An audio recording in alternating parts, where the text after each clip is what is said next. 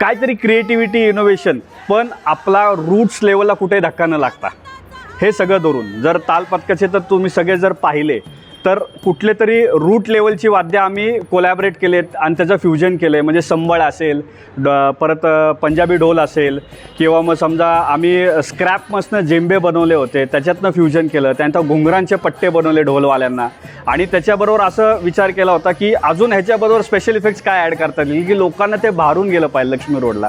तर आम्ही ज्यावेळेस गणेश उत्सवाचं 125वं वर्ष होतं, तांबडी जोगेश्वरीला आम्ही रिप्रेझेंट करतो. म्हणजे थँक्स टू तांबडी जोगेश्वरी, त्यांच्यामुळं पण हे सगळं साध्य होऊ शकतं आहे. तर ह्याच्यामागचं कारण असं होतं की ते मंडळ देवीच्या नावाने रिप्रेझेंट करतं, म्हणून आम्ही संबळ आणला. आणि ते संबळ हा देवीचा ठेका आहे, म्हणजे देवीचं वाद्य आपण म्हणू शकतो की तिच्या देवळात, तिच्या गाभाऱ्यात वाजलं जातं ते. तर त्याच्याबरोबर ज्यावेळेस आपण भंडारा उधळला तर कसा वाटेल, तर त्याच्यामुळे तो लोकांना एवढा फील वाटला की लिटरली आम्ही लक्ष्मी रोडला चालताना लोक म्हणवते की अरे जे